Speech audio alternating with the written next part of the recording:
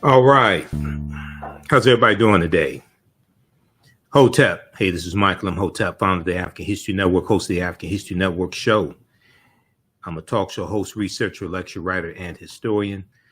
So it is Wednesday, November 23rd, 2022, and we are live. All right, I wanted to come on and talk for a short period of time. I wanted to give an overview of a preview of the online class that I teach on Wednesdays, Ancient Kemet, the Moors, and the Ma'afa, Understanding the Transatlantic Slave Trade, what they didn't teach you in school. But also, I wanted to talk about this topic, and we deal with this in my 10-week online class. I wanted to deal with this topic of African empires and African civilizations that Europeans tried to claim as their own. And in some cases, Arabs tried to claim it as their own as well. And this goes beyond Kemet. This goes beyond Egypt. Egypt is one of them. That's probably the most prominent. But there are others as well. And I posted a video on our Facebook fan page, the African History Network. Some of you all saw this video. It got about 1,500 likes.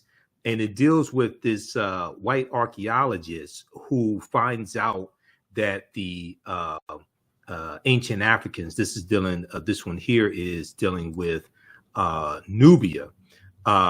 He finds out that the ancient Egyptian pharaohs and the Nubians were Black Africans, and he's shocked. Okay, I'm gonna show you that here in just a minute. Okay, but we do thousands of years of history and what leads up to the transatlantic slave trade taking place in this 10-week class. So we'll give you some information, how you could register for it, and how you could join us in class today at 7 p.m. Eastern Standard Time. But you're going to learn a lot in this 10-week online course. So if we look at some of these African empires that Europeans tried to claim as their own, the first one that we'll look at would be that of Nubia. Okay, the first one would be Nubia, and or Tahesi or Taseti. Okay, and Nubia exists from about 4,500 BCE, before the Common Era, to 500 AD.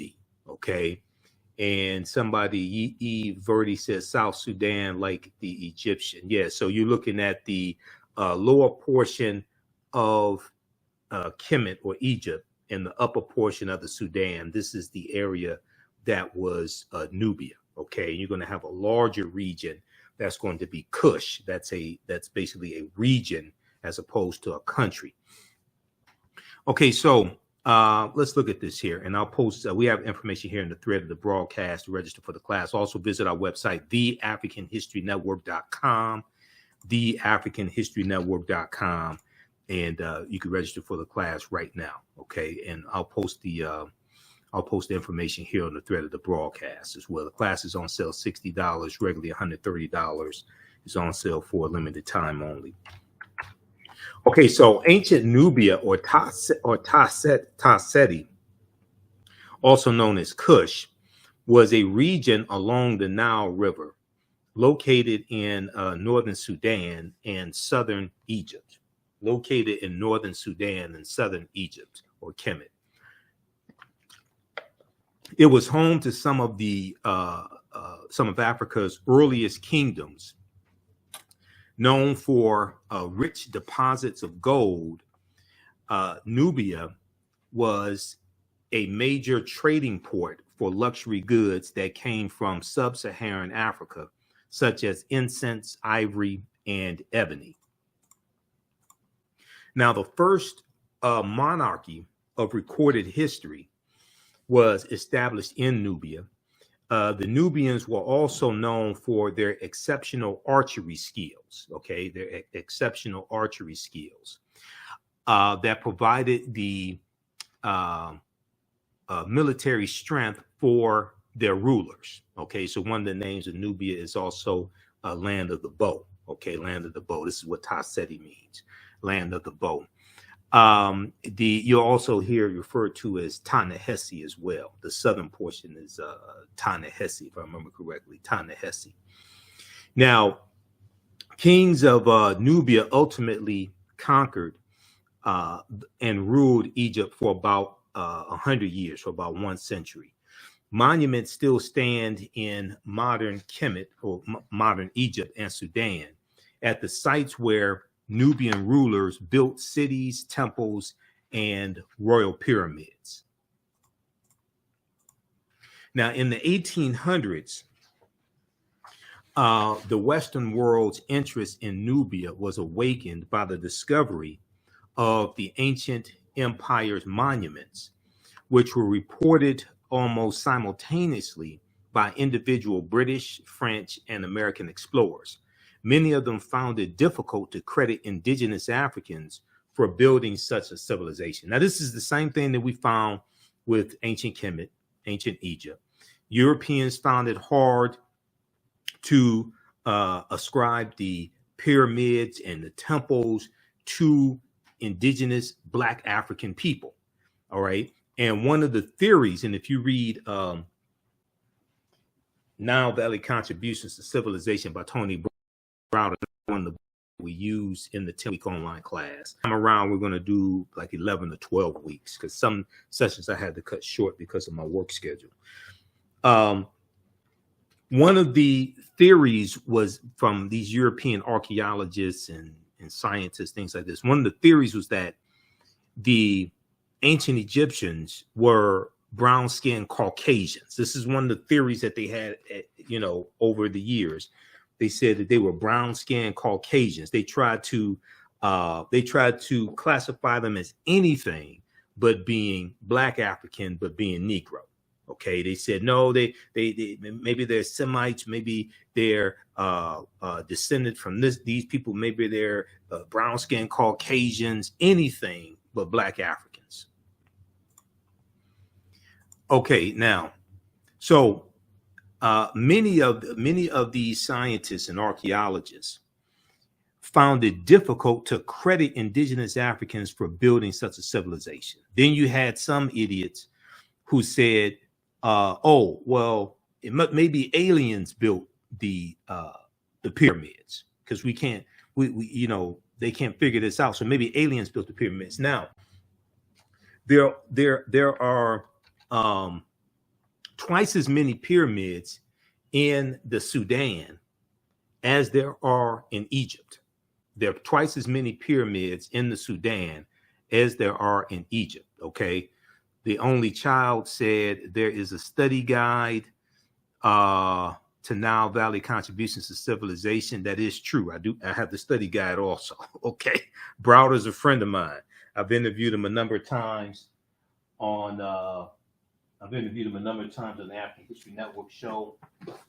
And this would be the study guide for Nile Valley Contributions to Civilization. I have that as well. Okay. All right. You skip on class also. I talked to Browder about he went to he was speaking at an educational summit in South Africa because I want to do another interview with him. Okay, now let's continue here. Okay, so I showed this video. I shared this video on our Facebook fan page, the African History Network, a couple of days ago, and people have been watching it. They've been going crazy over it. It's gotten over 1,500 likes, and I see other people have been sharing our video, and other Facebook platforms have been sharing the video as well. Okay, so remember, we were one of the first ones to share it. But in this video here, you have this European scientist, all right, and he's disappointed when he finds out that ancient Egyptian pharaohs were Black Africans. He's disappointed. And when I posted this on our Facebook page, I said, who the hell did he expect the ancient Egyptians to be? Brown-skinned Caucasians? Because this is the information that has been put forth, but the same thing applies to Nubia because these are cousins. Okay, these are cousins. The same thing applies. And then when you see movies like Cleopatra starring Elizabeth Taylor, what this does is this colonizes people's minds, not just Europeans, but also African people, African Americans. It colonizes our minds and makes us think that these historical figures were Europeans, and they were not. This is the problem every Easter when people sit up and watch the Ten Commandments starring Yul Brynner as Ramses, okay? The Egyptian pharaoh, the Kemetic pharaoh. Ramses wasn't no European. He was African. That's a whole, I've done a whole presentation dealing with the history of Easter. We did this, we did it earlier this year. We did it April, around Easter time, 2022, to get deep into it and deal with the Exodus story as well. Okay, because the Exodus story is problematic. All right. So you trying to tell me, I'm gonna show this video in just a second, but hold on. You trying to tell me that 2 million people, it was supposed to be 2 million people that exited out of Kemet, out of Egypt. Okay. You trying to tell me that 2 million Hebrews or Jews, or however you want to describe them, 2 million of them wandered in the desert for 40 years. You trying to tell me 2 million of them wandered in the desert for 40 years? Where did they get water from for 2 million people for 40 years in the desert? What did they eat in the desert? 2 million people for 40 years. Now, I can hear some people right now complaining and things like this. So let me show you. I want to show you this source for you to go research this yourself. Proper documentation ends all conversation. You don't have to word I say. Go research this yourself. Okay. Now, this article here, and this was part of my research and part of the presentation I did earlier in the year when we dealt with Easter and the Exodus and all that history. Okay. This is from history.com, which is the official website of the History Channel. This is an article called Passover. Okay. So article called Passover. Go read this entire article. All right. And it goes through and deals with the biblical story of Easter and the Israelites' departure from ancient Egypt and all this that's in the Bible, that's in the Helios Biblos, the Sun book. Helios is in reference to sun, S-U-N, the Helios Biblos. So it goes through and talks about the Passover story, which is really a story about killing African male children. Okay. It was supposed to be all the African male children under 2 years old. These weren't Europeans they were killing. These weren't European children they were killing. Who were they killing? African children. Okay. So it goes through and talks about the 10 plagues and all of that we read, that we learned about in Sunday school. For me, it was catechism class because I grew up Catholic. So we went to catechism school on Saturday as opposed to Sunday school on Sunday. Okay. Then it talks about according to the Bible and things like this. Then it gets to a portion. Then it gets to this part right here. Questions of historical accuracy. Questions of historical accuracy. Okay. Now, we have to understand this. World history is in world history books. Religious literature is in religious literature books. Okay. World history and religious literature are not the same thing. And this is where a lot of our people get confused. Now, I may say some things that are outside of the circumference of your own awareness. Just because you disagree with them or don't like them or haven't heard them before does not mean that they are not true. It just means you have to do some research to understand what I'm talking about. Okay. And I learned this from one of my teachers, Dr. Ray Hagins. And I usually have this in my presentations, especially when I do presentations, and especially when I do presentations in person, and I may be dealing with a mixed audience, may have different races in the audience, things like this. Okay. So I usually have people put their fingers together to form a circle. And I usually say something like this. The space inside this circle represents my realm of knowledge. Everything that I think I know about whatever I think I know is represented within the circumference of this circle. I must keep in mind that there are still things to know that exist outside the circumference of my own awareness. So the reason why I say this is because oftentimes when people hear something that contradicts what they believe or what they think they know, they automatically reject it without doing any research to determine the validity of the new information that they're learning. And they usually don't use that same level of scrutiny to analyze, critique, or evaluate what it is they believe or what they think they know. So just because you know everything that what you know does not mean you know everything there is to know about what you know. There's still things that exist outside the circumference of your own awareness. Okay, so I say that to say this here. So this section here of this article from history.com, history.com is the official website of the History Channel. In the article called Passover, it says questions of historical accuracy. Questions of historical accuracy. And it says for centuries, scholars have been debating the details and historical merit of the events commemorated during the Passover holiday. Okay, for centuries,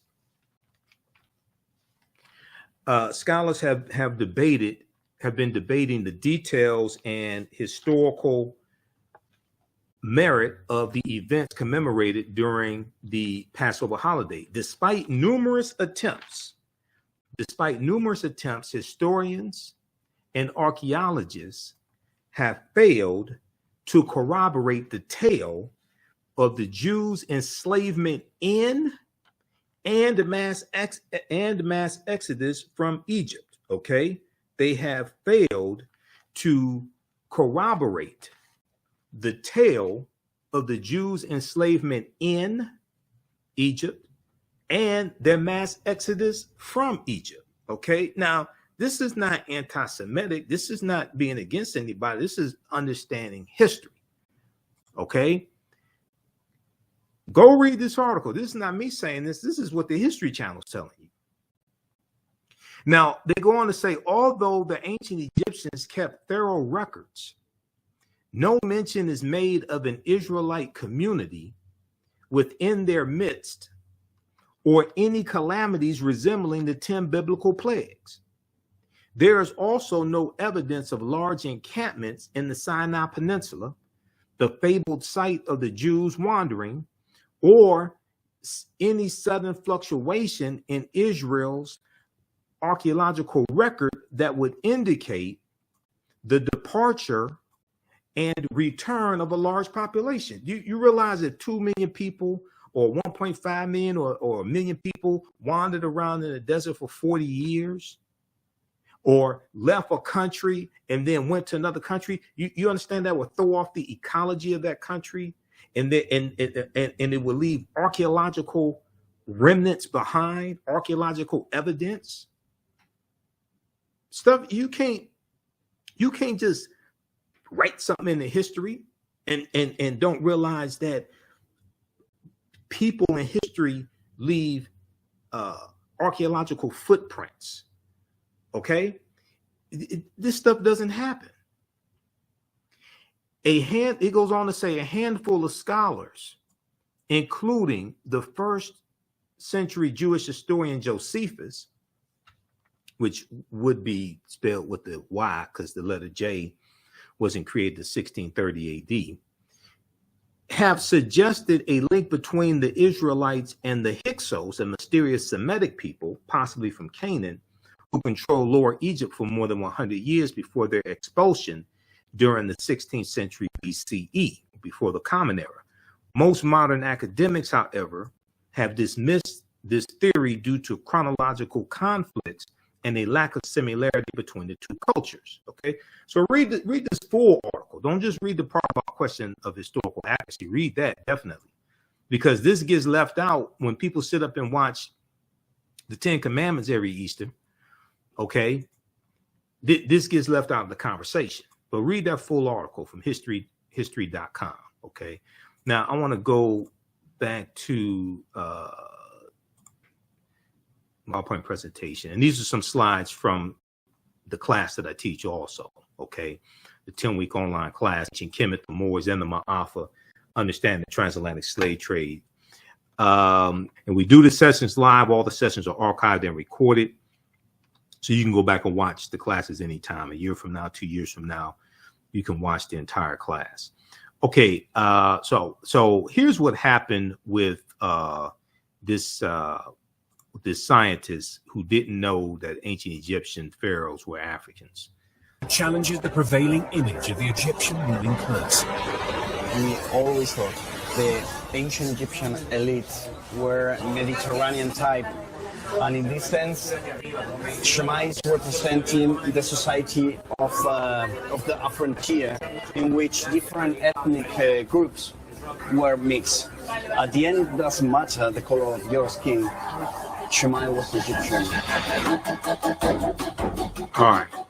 Yeah. So he says he has to admit Shema was Egyptian. He said it doesn't matter the color of your skin, blah blah blah. Okay.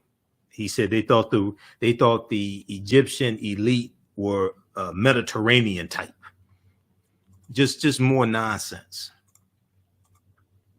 Okay, so he got a real wake up call with that scientific discovery.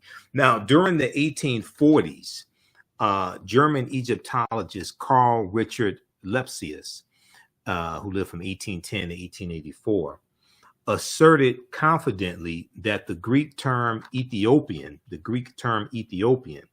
when referring to the ancient civilized people of Kush, did not apply to Negroes. He said it did not apply to Negroes, but was used to describe reddish-skinned people closely related to the Egyptians who, quote, belong to the Caucasian race, end quote. Okay, so they're trying to ascribe the Egyptians and Nubians, things like this. They're trying to ascribe them to the Caucasian race and describe them as reddish-skinned people. Okay, they also said that the Egyptians were brown-skinned Caucasians. Brown-skinned Caucasians. Now, we historically, like in ancient Kemet, but also we see this in Ethiopia, Somalia. A lot of them didn't have broad noses and thick lips. Some of them had more aquiline features, narrow noses, thinner lips. Some of them, okay. These were still Black Africans. So we see all these mental gymnastics that take place with people who don't want to admit that one of the greatest civilizations in history was created by Black African people. They don't want to deal with that. All right. And we see the same thing with Nubia. Okay. We see the same thing with Carthage, where you have Hannibal Barca and the Carthaginians. Okay, how's everybody doing? Give us a thumbs up, give us a heart, give us a like on this broadcast. Share this broadcast on your social media platforms also. Be sure to register for the 10-week online class that I teach on Wednesday. Ancient Alpha, Understanding the Slave Trade, what they didn't teach you in school. So we teach this on Wednesday, 7 p.m. to 9 p.m., about 9 p.m. or so, Eastern Standard Time. On Wednesdays, okay? So we deal with thousands of years of history and what leads up to the transatlantic slave trade taking place. Just click right here and register here to register. Classes on sale $60, regularly $130. So and this is one of the topics that we deal with in the class, African empires that Europeans try to claim as their own. Now on Tuesdays, I teach from the Civil War to the Civil Rights Movement and Black Power, 1865 to 1968. We had a great class yesterday. We're going to do part 2 of that coming up in the next few days. This class is on sale $60 as well. We start in the 1800 with the 1800 census, and then we look at the Louisiana Purchase of 1803 and the Haitian Revolution, because those two events are related. And we go through our history chronologically and see what leads up to the Civil War, Reconstruction, Jim Crow era, Great Migration, World War I, World War II, Civil Rights Movement, Black Power Movement. We also have a bundle pack here of both classes. You can get both classes right now for a very limited time, only for $100. That's over $300 value because there's bonus content that you get. So click here, register here for that. And if you've taken any of my online classes in the past, you can email me through the website. Click on Contact the African History Network. Email me, and you'll get a 50% discount. Or email us at ahnshow@theafricanhistorynetwork.com. ahnshow@theafricanhistorynetwork.com. And I just posted the link here to register for the classes. These courses make a great gift also. You can register somebody else if you want to, and you can use these for your children. I would say the content is PG-13. You can use these for your children as well. Okay, let's continue here. So during the 1840s, German Egyptologist Carl Richard Lepsius asserted confidently that the Greek term Ethiopian, when referring to the ancient civilized people of Kush, did not apply to Negroes, but was used to describe reddish-skinned people closely related to the Egyptians who belonged to the Caucasian race. All right, let's continue. Now, Nubia was, in recorded history, is the first recorded monarch, okay, or monarchy. Now, ancient Egypt is the first major civilization in Africa for which records are abundant. It was not, however, Africa's first kingdom. And we know that Nubia is the mother of Kemet. Ta-Seti is the mother of ancient Kemet.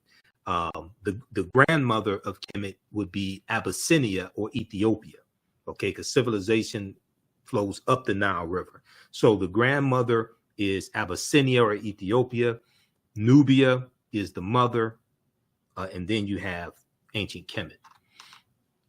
So there was an article from the New York Times from March 1st, 1979. March 1st, 1979, and I read the article today. I've seen excerpts of the article previously, but I read the article in its entirety today. A March 1st, 1979 article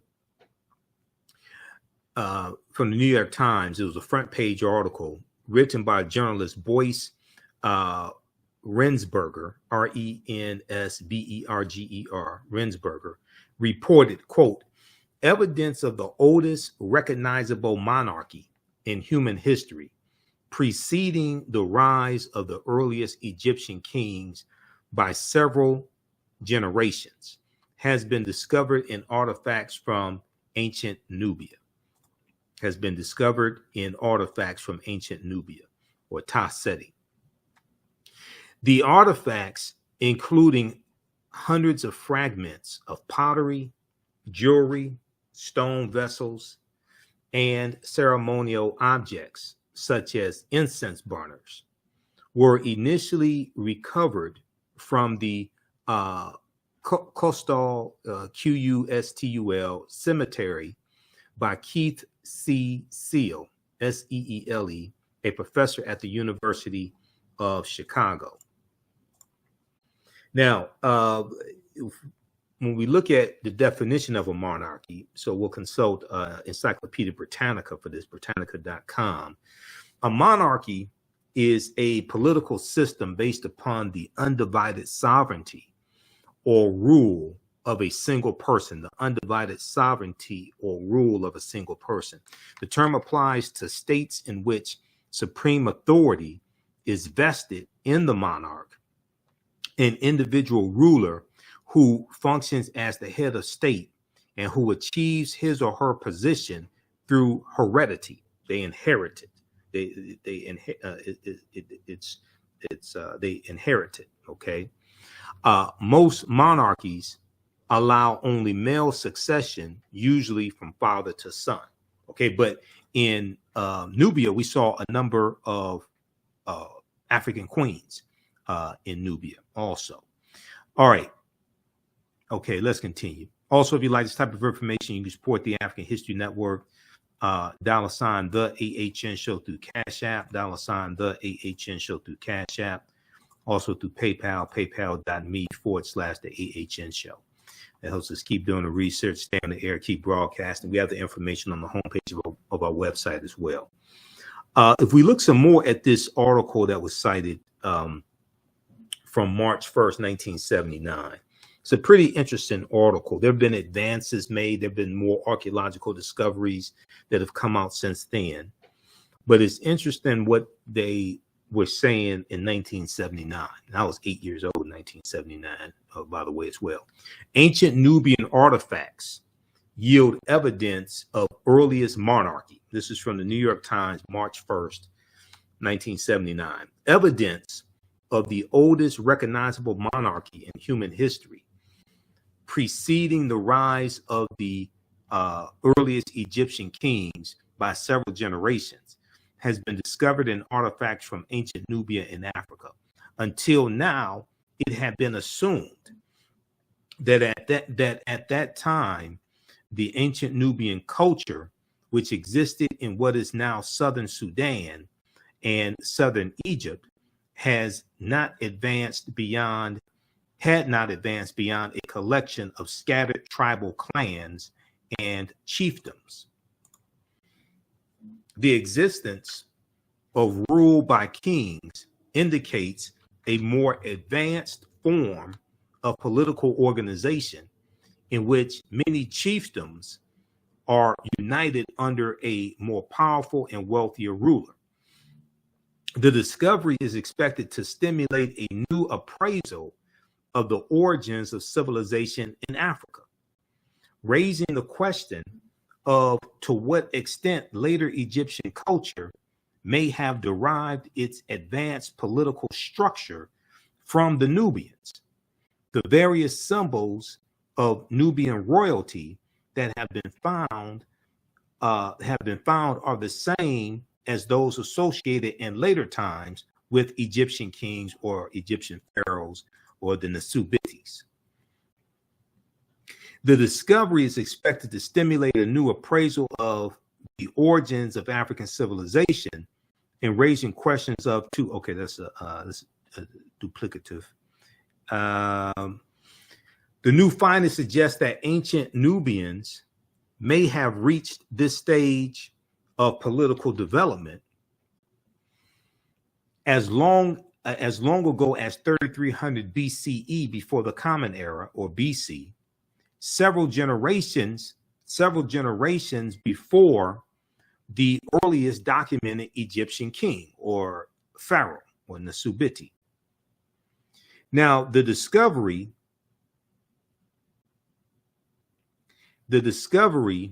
is based on study of artifacts from ancient tombs excavated 15 years ago. Okay, so that'll go back to like 1964 or so, because this article's from 1979, 15 years ago, and 64, 65, in an international effort to rescue archaeological deposits before the rising waters of the Aswan Dam covered them. Okay, so check out this article here from the New York Times, March 1st, 1979. Ancient Nubian artifacts yield evidence of earliest monarchy. Okay, now another African empire that Europeans try to claim as their own, all right, is that of Carthage. And we'll talk about Carthage in today's class. And when you register for the class, Ancient Kemet, the Moors, and the Ma'afa, Understanding the Transatlantic Slave Trade, at our website, theafricanhistorynetwork.com. And we'll post a link here again so you can register for the course. And we also have the bundle pack as well. We get both classes for $100. That's over $300 value. Because today we'll talk about the Punic Wars and Hannibal Barca and the Battle of Cannae. Okay, so there was a on the History Channel, they had a series called Barbarians Rising. Barbarians Rising. This was back in 2015. And Nicholas Pinnock portrayed Hannibal Barca. Okay. And he did an excellent job portraying Hannibal Barca. History Channel's newest documentary series, Barbarians Rising, tackles the fall of Rome over the course of 700 years of invasions. However, the most recent episode that aired Monday depicts Hannibal of Carthage as a black man, which he was, and many white history buffs are crying foul over what they say is historical inaccuracy.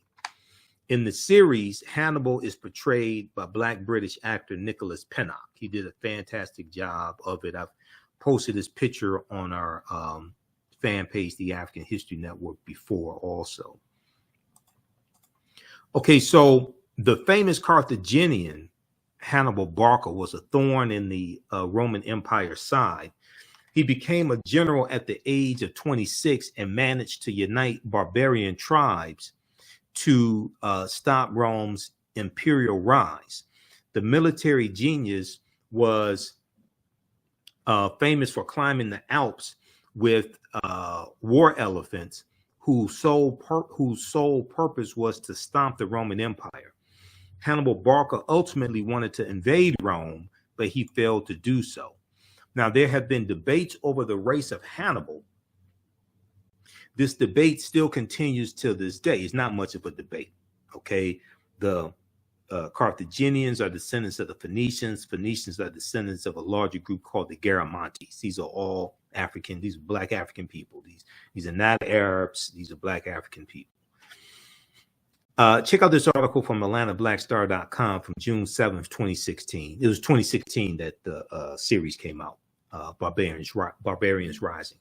History Channel portrays Hannibal as black. White people cry foul over historical revisionism. Okay. And Carthage, which exists from 813 BCE to 146 BCE, because Rome destroys Carthage. Okay. This is another African empire that Europeans try to claim as their own as well. Okay.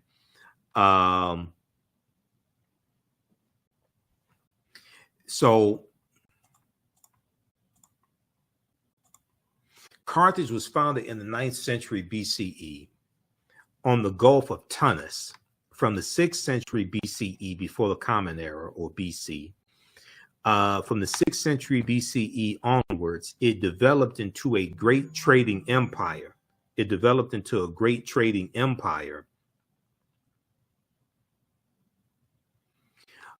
Covering much of the Mediterranean, and was home to a brilliant civilization. In the course of the long Punic Wars, which exists from 264 BCE to 146 BCE, and we'll talk about the Punic Wars in class today.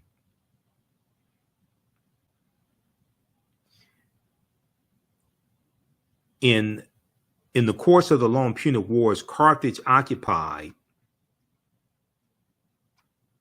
some of Rome's territories before finally being destroyed by its rival Rome in 146 BCE.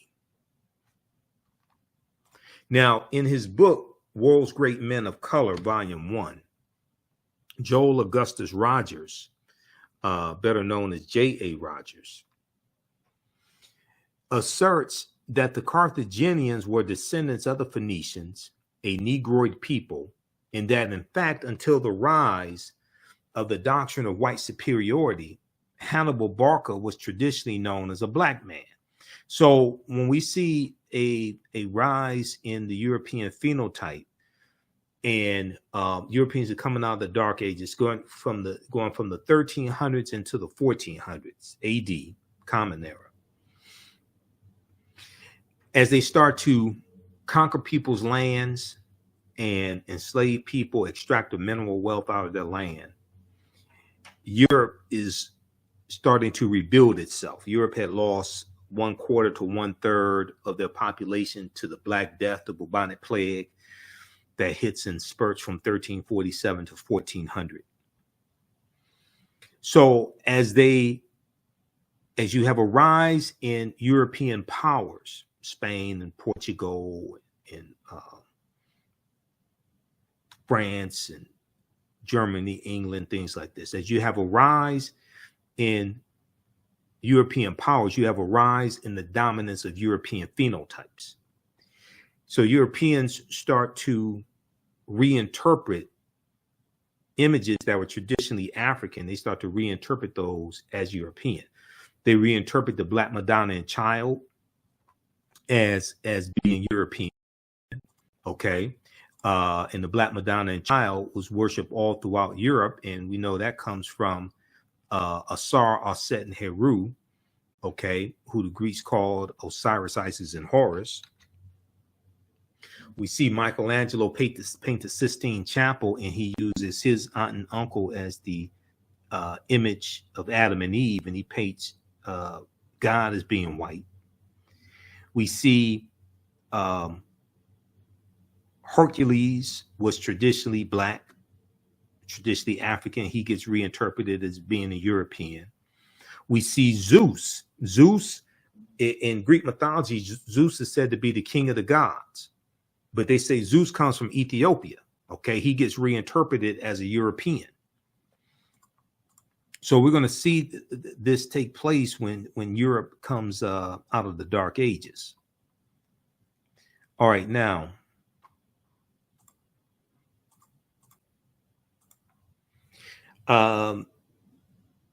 today, many encyclopedias classify the Carthaginians as whites or Semites, but ancient Greek and Roman eyewitness accounts paint a different picture. The indigenous peoples of Carthage were called the Afirs, A-F-E-R-S, the Afirs. Ancient Roman poet Virgil, in his poem Moretum, M-O-R-E-T-U-M, speaks of a woman from the Afir or Afar, A-F-A-R, or Afra, A-F-R-A, race.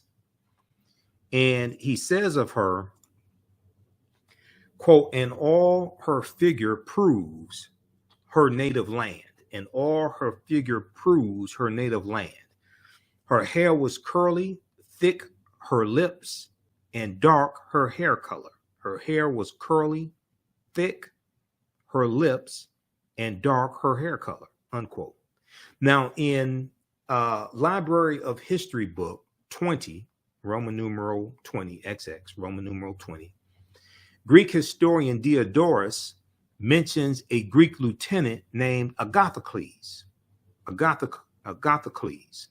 who defeated a people in the area of present-day Tunisia who were the same hue as Ethiopians. The eyewitness accounts are corroborated by physical anthropology. L. Berthelon and E. Chantre, both well-noted French anthropologists, documented their examination of skeletons throughout North Africa in all periods. They note that the remains of both upper and lower class individuals of ancient North Africa were representative of the Negroid race. They note that the remains of both upper and lower class individuals of ancient North Africa were representative of the Negroid race. So these were Black African people. All right. So that deals with Carthage and the Carthaginians. And the Carthaginians are involved in the Punic Wars from about 264 to about 146 BC.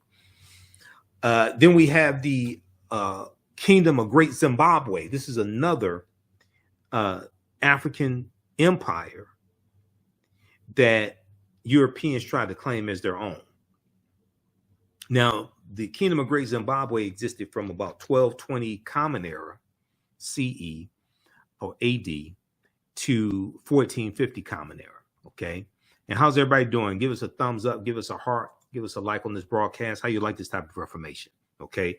Who still needs to register for our 10-week online class that I teach on Wednesdays? Ancient Kemet, the Moors, and the Ma'afa, understanding the transatlantic slave trade, what they didn't teach you in school. And what we're going to do is also we're going to have a new session of this class start up on Monday, November 29th, 7 p.m. to 9 p.m. Eastern Standard Time. Also, Monday, November 28th, we're going to have a new session of this class start up Monday, November 28th. And so we're going to enroll you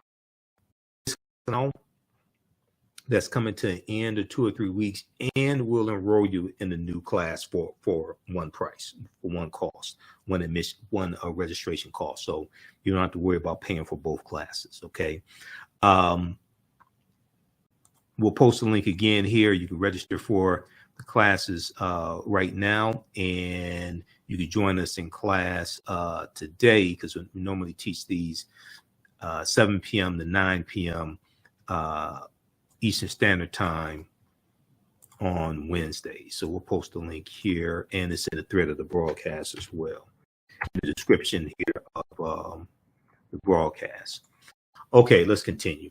We'll be here for a few more minutes. The civilization of Great Zimbabwe was one of the most significant civilizations during the medieval period. Great Zimbabwe is extraordinary because of the magnificent scale of its structures. Its most striking edifice, referred to as the Great Enclosure. The Great Enclosure has walls as high as 36 feet, extending approximately 820 feet. Walls as high as 36 feet, walls as high as 36 feet, extending approximately 820 feet. Okay.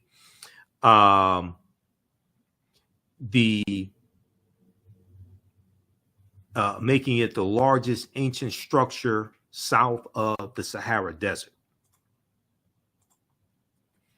Now, in the 1800s, European explorers, imperialists, and colonizers were stunned by Great Zimbabwe's grandeur and cunning workmanship. So they attributed the architecture to Portuguese travelers, Arabs, Chinese, Persians, or even biblical characters,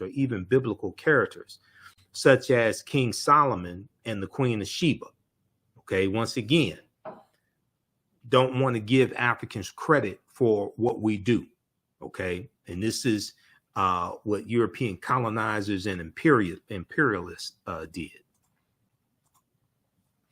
Now, according to the Metropolitan Museum of Art, archaeological investigations conducted during the first decades of the 20th century have dismissed those attributions and confirmed both the antiquity of the site and its African origins. Both the antiquity of the site and its African origins.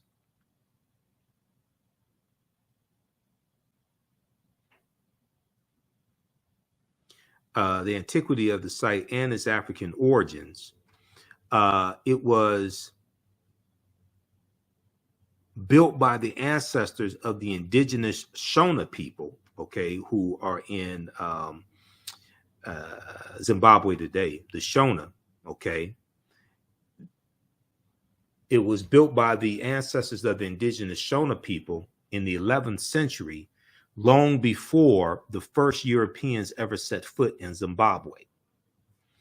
Okay, now, the last African empire that we'll look at is Namibia. Namibia, not Namibia, okay, but Namibia, okay, which existed from 202 BCE to 46 BCE, before the Common Era. Now, Namibia was another great Black Berber Libyan nation in northern Algeria, Namibia, during the time of the Romans and the Carthaginians. Now, this is during the time of the Punic Wars. And we're going to see Namibia side with the Romans against the Carthaginians. Now, it began as a sovereign state and later alternated status between Roman province and Roman client state. It is considered to be the first major state in the history of Algeria and the Berber world. Now, Numidia has also been classified by European and Arab historians as a Caucasian or Semitic built civilization. European and Arab historians tried to claim Numidia as their own, saying it was a Caucasian or Semitic built civilization. However, in his book, The Destruction of Black Civilization, by Dr. Chancellor Williams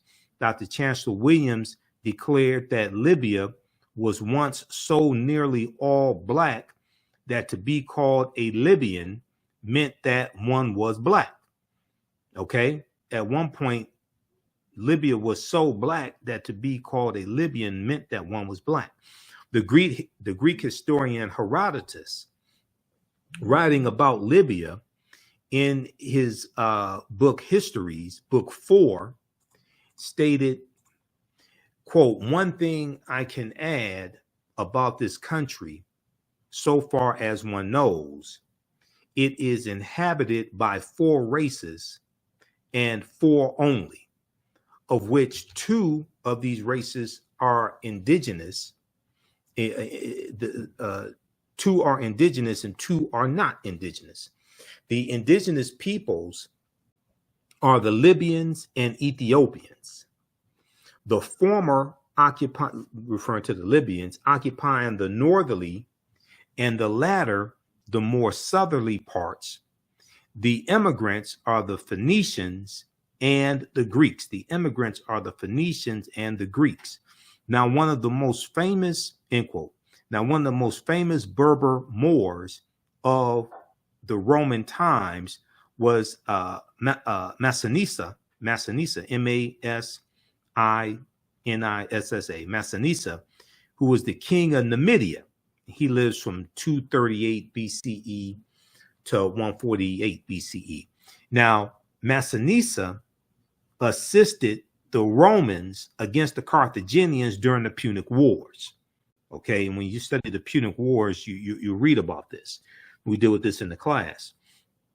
Now, this coin here depicts the coin depictions and statues of King Massinissa confirm without doubt that this great Berber leader and king of the Moors was phenotypically a black African man with woolly hair, similar to the West African type.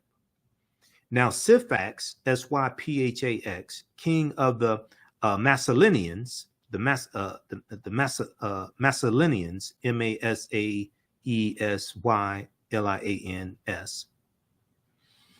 the Massalinians in Numidia, a contemporary and great rival of King Massinissa, was also depicted in his coinage as a phenotypically black African. Now, this is a coin of Juba I, king of Numidia. He lived from 85 BCE to 46 BCE. He was the king of Numidia. This is the front and back of his coin. Okay, a coin depicting him, I should say. All right. So this is just a sample of some of the type of information we deal with in the 10-week online class that I teach, Ancient Kemet, the Moors, and the Ma'apa, Understanding the Transatlantic Slave Trade, what they didn't teach you in school. We go through and look at thousands of years of history and what leads up to the transatlantic slave trade taking place. And we try to look at this history as much chronologically as we can. We can start studying our history in slavery. There's some books that we reference also. You don't have to buy any of these books to follow along in class. Some of the, and these are different slides that we use in the course also. Some of the things that we deal with in the class, I'll show you this here. So we can't start studying our history and slavery, even when we study the transatlantic slave trade, which is important to study. We can't start in 1619 or in the 1440s when the Portuguese get involved. We have to understand the history chronologically and deal with the 800-year occupation of Europe by the Africans known as the Moors, who enter into the Iberian Peninsula, today known as Spain and Portugal, in 711 AD, okay, into North Africa in 711 AD.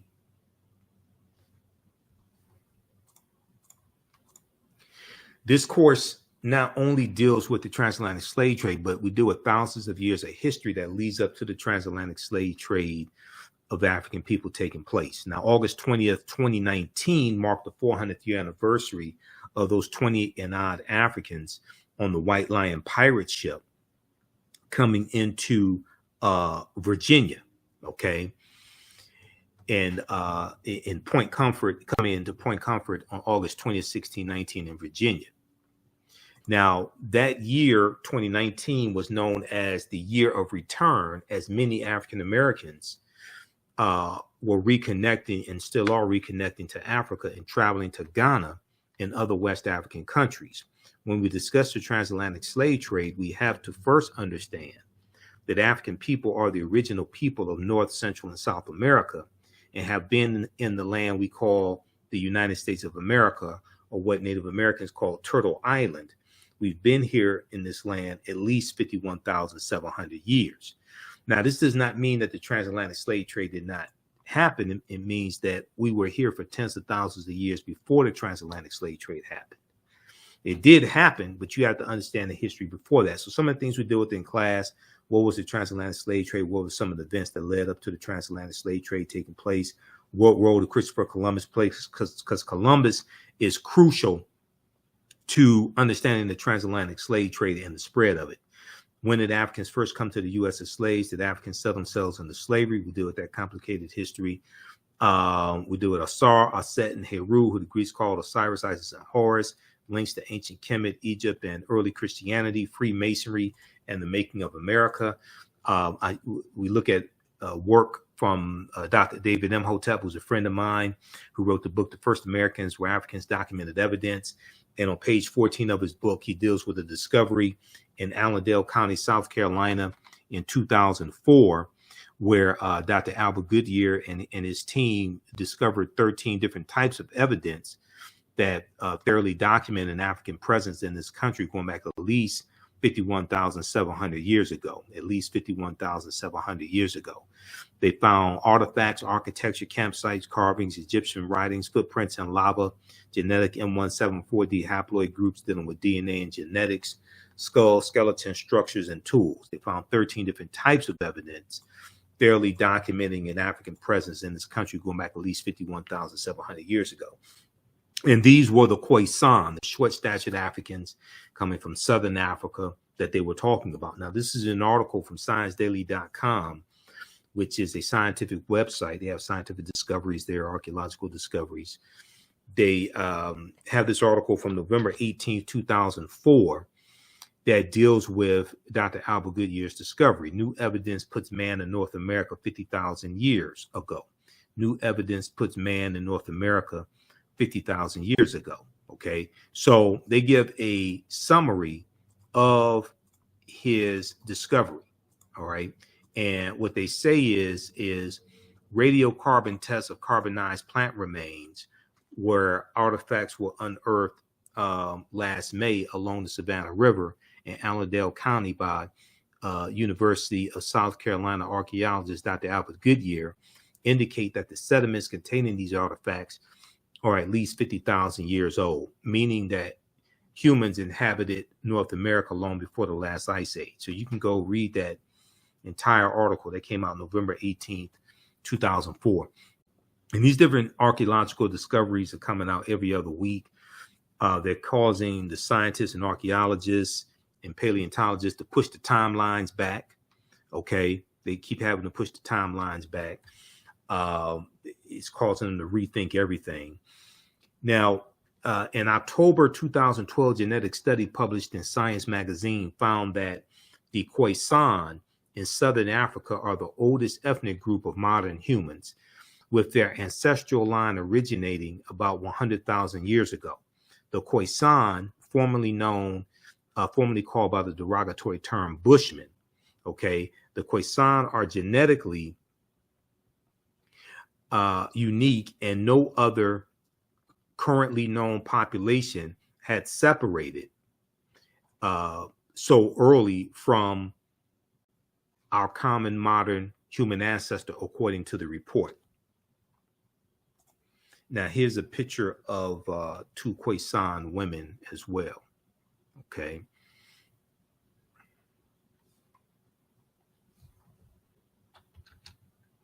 All right.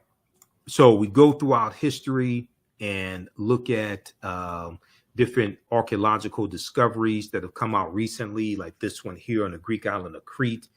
In 2010, they found stone tools that date back 130,000 years ago, but Crete has been an island for more than 5 million years, and they're saying that this is strong evidence of sailing in the Mediterranean 130,000 years ago. And so these were African; these had to be African people, and this shows us sailing at least 130,000 years ago.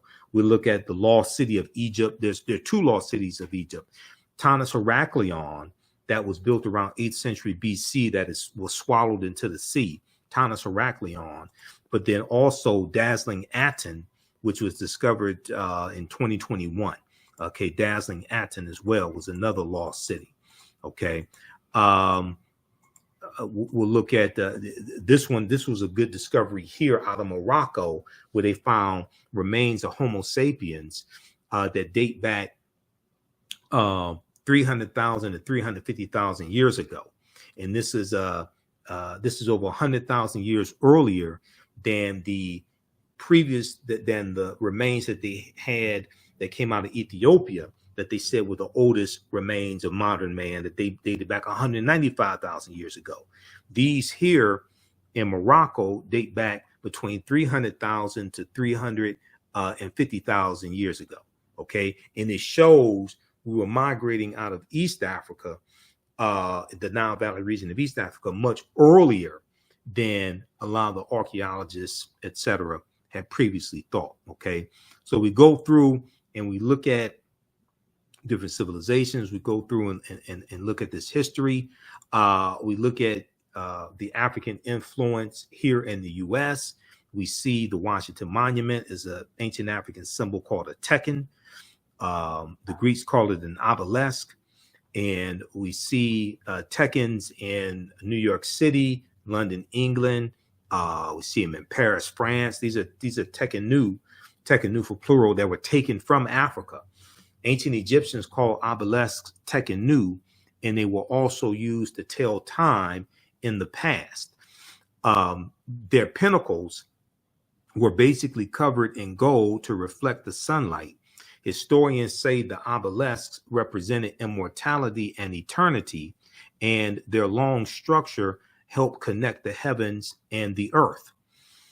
Currently, Cleopatra's Needle is the name given to 3 ancient Egyptian obelisks, one in New York City, one in London, England, and one in Paris, France.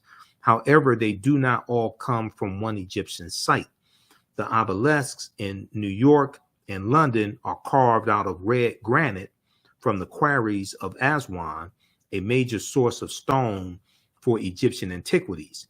The 2 obelisks were commissioned by Nesubiti or Pharaoh Thutmose III for the Temple of the Sun in Heliopolis, near modern-day Cairo, with each weighing about 224 tons and 68 feet tall.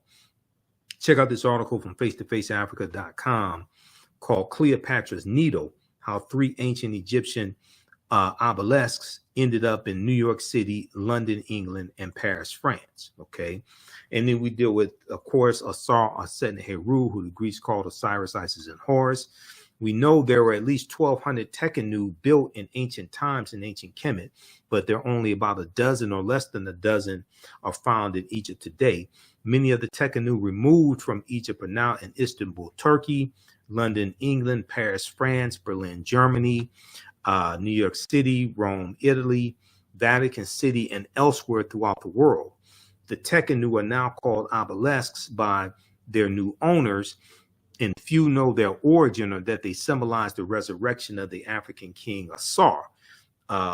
This is from page 17 of Egypt on the Potomac by Tony Browder. So we also deal with Freemasonry and the African influence on Freemasonry as well, and where those teachings come from. They come straight out of ancient Kemet, ancient Egypt. We deal with the Black Madonna and Child. Also, we look at some of the different Neteru, the different deities in ancient Kemet. We look at things like Sinterklaas and Zwarte Piet. In Zwarte Piet, Black Piet was a Moor. So this deals with the history of the Moors in the Netherlands and Holland, but also in Spain as well. Okay. So this is just a brief overview of this 10-week online class. There's over 50 articles that we reference in the class. It's about 100 or so slides, something like that. With the slides, we also deal with the film Black Panther. Okay, we talk about that in the class because there's a lot of African influences that we see in the film Black Panther, and the Panther deity Bast comes from the Neter, the deity Bastet, the goddess Bastet out of ancient Kemet. And Bastet was an ancient Egyptian goddess worshipped in the form of a lioness and later a cat. She was a goddess of warfare. In Lower Egypt, Lower Kemet, she was worshipped as early as the Second Dynasty, 2890 BCE. So we deal with that in Black Panther. Then we go through and we look at some of the history of the Moors as well, and who were the Moors, and the Moors going into the Iberian Peninsula, today known as Spain and Portugal, in 711 AD. And they go in 710, led by Tarif, the General Tarif, for the reconnaissance mission, but then go on in 711 AD, led by Tariq ibn Ziyad. And we know where they landed in the Iberian Peninsula. They named the mountain Tariq's Mountain, Jebel Tariq, Tariq's Mountain, which we call Gibraltar. So when you hear about the Rock of Gibraltar, that is a mountain named after an African man, Tariq ibn Ziyad. Okay, and then we look at what leads to the transatlantic slave trade taking place. We look at the Moors losing control of Spain and their last stronghold, Granada, January 2nd, 1492. We look at Christopher Columbus and how Columbus is crucial to understanding the spread of the transatlantic slave trade. And Columbus never came to the land we call the United States of America. The closest he came here was Cuba, which is 90 miles away. But we're going to see Columbus is responsible for the decimation of 12 million to 25 million people. Right Reverend Bishop Bartholomew de las Casas, who traveled with Columbus on his voyages, some of his voyages, he estimated that Columbus was responsible for the murder of 12 million to 25 million indigenous people. Now, Dr. David Imhotep, in the book, The First Americans Were Africans, Documented Evidence, he talks about how 70% of the people Columbus encountered on his 4 voyages were African people. Okay, so then we go through and we look at and we see what leads to the transatlantic slave trade taking place. Okay, then we go through and analyze the transatlantic slave trade as well. All right, so this is a 10-week online class. We don't give any tests. We don't give any grades. You don't have to worry about that. But you're going to learn a lot in this class. How do you all like this type of information? Give us a thumbs up. Give us a heart. Give us a like on this broadcast. How you like this type of information? Okay, you can use this with your children also. I would say the content is PG-13. It's not overly graphic. I don't do a lot of cursing or anything like that. The class is on sale $60, regularly $130. We have the information right on the homepage of our website, theafricanhistorynetwork.com. It's also in the description of this broadcast. And we teach classes normally Wednesday, 7 p.m. to 9 p.m. Eastern Standard Time. And Sunday, and Tuesday, 7 p.m. to 9 p.m. Eastern Standard Time. So Wednesdays is Ancient Kemet, the Moors, and the Ma'afa, Understanding the Transatlantic Slave Trade. We do the sessions live. Then all the sessions are archived and recorded. You can watch them on demand anytime. So a year from now, 2 years from now, you can go back and watch the entire course.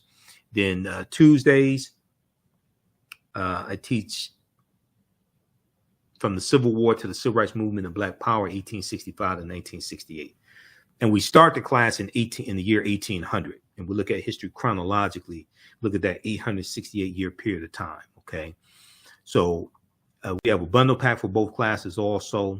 They're greatly discounted, so you can register for that here. We have the bundle pack, so just click on register here. You get both classes for $100. And we have a promotion coming up for Black Friday. It won't include the courses because the courses are already greatly discounted, but it includes my DVD lectures and digital downloads that we have at our website, theafricanhistorynetwork.com. So look out for that as well. Okay, if you want to support the African History Network, also $, the AHN Show through Cash App, $, the AHN Show through Cash App, or through PayPal, paypal.me/the AHN Show. You can click on the links here, and it takes you to our QR code. This helps us keep doing the research, stay on the air, keep broadcasting, pay some of the bills, broadcast the our Sunday night show, the African History Network show on Sundays that I've been doing for 12 years, 6 years on 9-10 a.m. the Superstation WFDF here in Detroit. Okay, so you can support us that way as well. Saturday, I will be at Pace Academy in Pace Academy in Southfield, Michigan. I'll be there for the pop-up shop that Zeta Phi Beta Sorority Incorporated is doing. My sisters at Zeta Phi Beta Sorority Incorporated. I'll be a vendor there. So it's taking place 12 noon to 6 p.m. We're going to put that on our homepage of our website, The African History Network. It's taking place 12 noon to 6 p.m. And I also posted it on my personal page. I need to post it on the African History Network fan page. Let me pull this up here. Where is this? Just a second. Let me pull this up here. Okay, this is taking place. This is for Small Business Saturday, Black Friday, and Small Business Saturday. It is taking place Saturday, November 26th.